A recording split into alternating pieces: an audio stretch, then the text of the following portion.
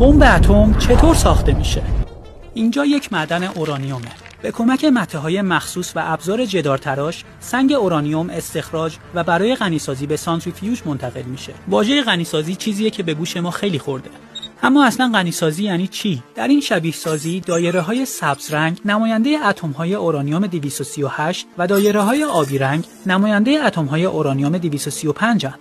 دسته اول به شما اورانیوم طبیعی رو نشون میده که فقط 0.7% از اون رو اورانیوم 235 تشکیل میده.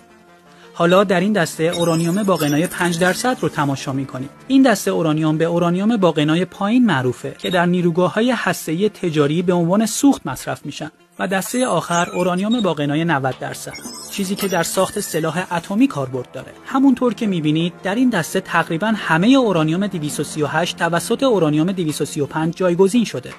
برای غنیسازی ابتدا گاز اورانیوم هگزافلوراید از یک مجرا وارد سانتریفیوژ میشه. وقتی موتور سانتریفیوژ با سرعت بالا میچرخه، گریز از مرکز اورانیوم 238 رو که سنگین‌تره از اورانیوم 235 سبکتر جدا میکنه. از اینجا به بعد ساخت بمب اتم واقعاً دیگه کار سختی نیست. ساده ترین شکل بمب اتم خیلی شبیه یک تفنگ عمل میکنه. چند فتیله با منفجر کردن چاشنی استوانه‌ای از اورانیوم رو به سمت حجم بیشتری از اورانیوم غنی شده شلیک میکنن. این برخورد یک واکنش هسته‌ای عظیم رو رقم میزنه.